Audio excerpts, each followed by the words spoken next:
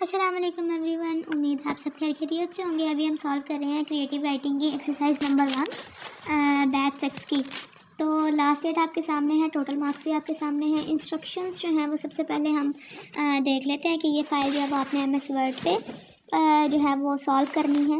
अगर आपके पास MS word नहीं है तो जो भी डॉक्यूमेंटेशन वाला फॉर्मेट होता है वो एप्लीकेशन आप यूज़ कर सकते हैं।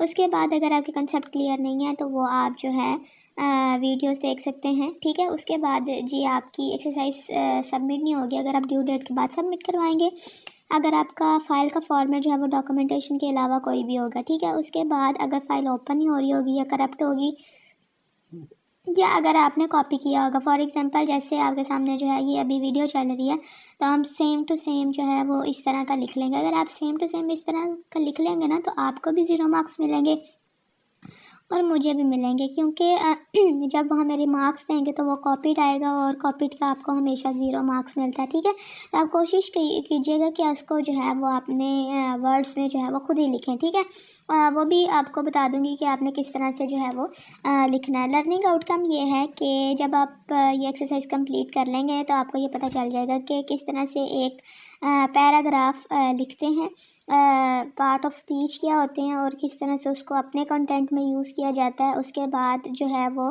फॉर एग्जांपल अगर आपके सामने कोई सीनरी आती है तो उसको आप अपने वर्ड्स में किस तरह से डिस्क्राइब कर सकते हैं। एक सेंटेंस का करेक्ट स्ट्रक्चर क्या होता है, पंक्चुएशन किस तरह यूज़ की जाती हैं और उसका ग्रामर जो है वो किस तरह से चेक किया जाता है। ठीक है, ये सारी चीज़ें आपको पता चलेंगी। उसके बाद है प्रॉब्लम स्टेटमेंट। प्रॉब्लम स्टेटमेंट में ये है कि आपने एक पैराग्राफ लिखना है डिस्क्राइबिंग दिस पिक्चर। अब आपके सामने है जी ये पिक्चर। इस पिक्चर में क्या है कि there is a beautiful village है, बड़ा खूबसूरत सा गांव है और यहाँ पे जो है हर कोई बंदा जो है वो अपने काम में मसरूफ़ है। ठीक है, कोई जो है वो अपना जो है वो जो छोटी सी बच्ची है वो अपनी शेयर कर रही है अपने घोड़े के साथ अपना जो भी खाना है। और एक बच्चा जो है वो मतलब कि बड़ा एक प्लेफुल इन्वायरमेंट और पीसफुल इन्वायरमेंट, और ये शो कर रहा है कि यहाँ के जो रहने वाले लोग हैं वो बड़े जो है फ्रेंडली हैं, काम हैं और काइंड हार्टेड हैं और ये सारी चीज़ें। ठीक है, मतलब मिलजुल के रहते हैं, उनके अंदर एक रिस्पॉन्सिबिलिटी है, हार्ड वर्क है और जो जानवर हैं वो बड़े खुश नज़र आ रहे हैं। ठीक है, इस तरह से ये सारी चीज़ें जो है आपको इस पिक्चर में नज़र आ रही है। बाकी इन डिटेल हम जो है वो आगे जाके इसको डिस्क्राइब कर लेते हैं। उसके बाद है ये टास्क, आपने पैराग्राफ लिखना है by using nouns, adjective, adverbs, conjunction, pronouns and synonyms that express the traits of the above picture. उसके बाद आपका जो पैराग्राफ होगा वो 100 वर्ड्स का होना चाहिए या 150 वर्ड्स का होना चाहिए। ठीक है, इससे ज़्यादा या इससे कम नहीं होएगा। उसके बाद आपने ग्रामर चेक कर लेनी है विद ग्रामरली। एक एप्लीकेशन है, ये आपको पता होगा, आपने एड्स भी देखा होगा उसके थ्रू। उसके बाद है प्लेजरिज्म चेक। उसके बाद ये आपको 2 जो है वो प्लेजरिज्म चेक करने के लिए दिए हैं। प्लेजरिज्म क्या होता है? प्लेजरिज्म ये होता है कि आपका जो कंटेंट है जो आपने लिखा है वो किसी और से तो नहीं मैच करता। ठीक है, अगर आपका 1% भी आया या 10% से ऊपर गया ना आपका तो वो आपका 0 आएगा। अगर आपका 10% आ जाता है प्लेजरिज्म तो आपका एक्सेप्टेबल होता है, अगर उससे ज़्यादा होएगा तो फिर नहीं होएगा। ठीक है, एक्सेप्ट नहीं होगा, फिर आपको कोई मार्क्स नहीं मिलेगा। आपने क्या करना है, आपके पास है 2, आपने इन दोनों में से एक जो है वो यूज़ करना है। इस तरह से राइट क्लिक करके ओपन लिंक के न्यू टैब पे जाएंगे तो आपके सामने जो है वो इस तरह से एक ये ओपन होके आ जाएगा, दूसरा जो है वो आपके सामने इस तरह से ओपन होके आ जाएगा। ठीक है, ये मैंने अपना कर लिया था इसलिए आपको इस तरह से रिज़ल्ट जो है वो शो हो रहा है। मैं पहले जो है वो आपको ये बता देती हूँ। उसके बाद है जी हमारे पास नीचे आए तो ये है गाइडलाइंस। आपने वीडियो नंबर 8 से लेके 21 तक देख लेनी है ये एक्सरसाइज को सॉल्व करने के लिए। उसके बाद है G you can seek assistant for reading material. आप इसके लिए कोई रीडिंग मटेरियल कोई पार्ट्स पढ़ सकते हैं ताकि आपको पता चल जाए। उसके बाद प्लेजरिज्म कंटेंट और content copied for other trainings और online sources will not be acceptable.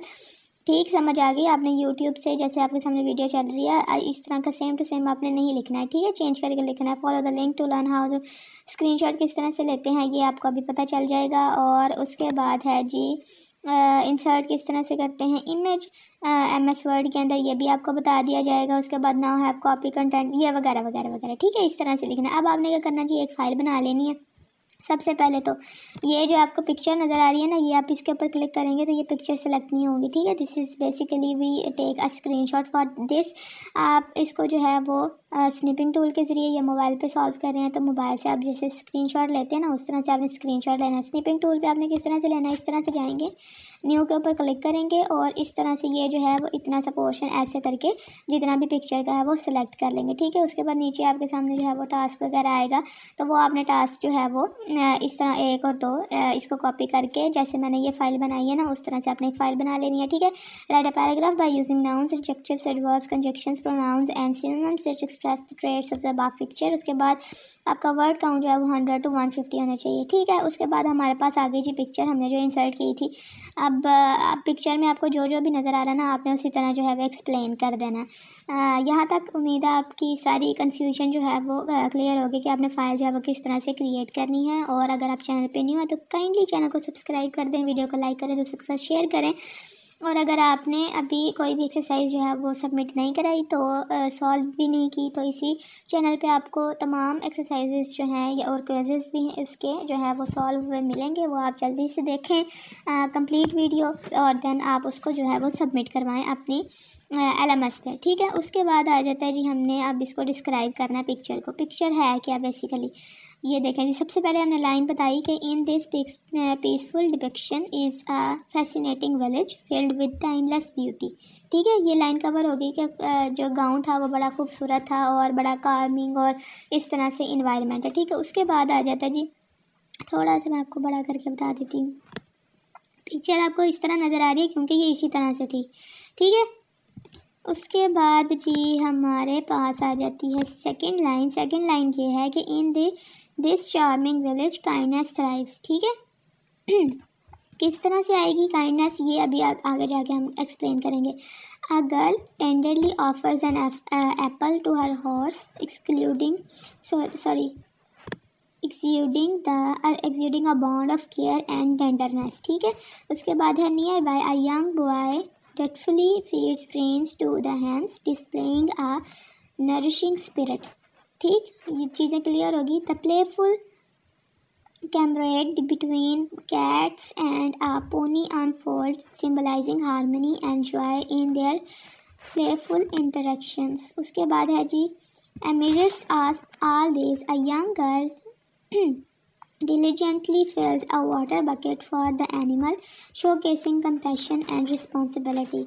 In this village, happiness is a way of life. Everyone's small act of caring create a beautiful bond that make this place a heaven of joy and togetherness, ठीक है। Simple सी हमने इतनी सी जो थी वो लिखनी थी। अब आपको ये बता भी देती हूँ। देखिए सबसे पहले हमारे पास है पिक्चर का हमने सबसे पहले बता दिया कि पिक्चर में जो है एक खूबसूरत सा विलेज है जहाँ पे लोग जो हैं वो बड़े हार्ड वर्किंग है, फ्रेंडली हैं, ये सारी चीज़ें आ जाती हैं, ठीक है।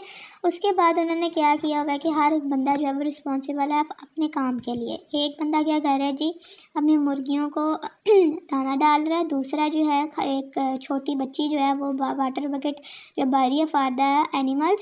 उसके बाद एक जो खातून कह रही हूँ, एक जो बच्ची है वो जो है अपने जो घोड़ा है उसको खाना खिला रही है, ठीक है। और बाकी तमाम जानवर जो हैं वो बड़े प्लेफुल इन्वायरमेंट में जो एक दूसरे के साथ हैं।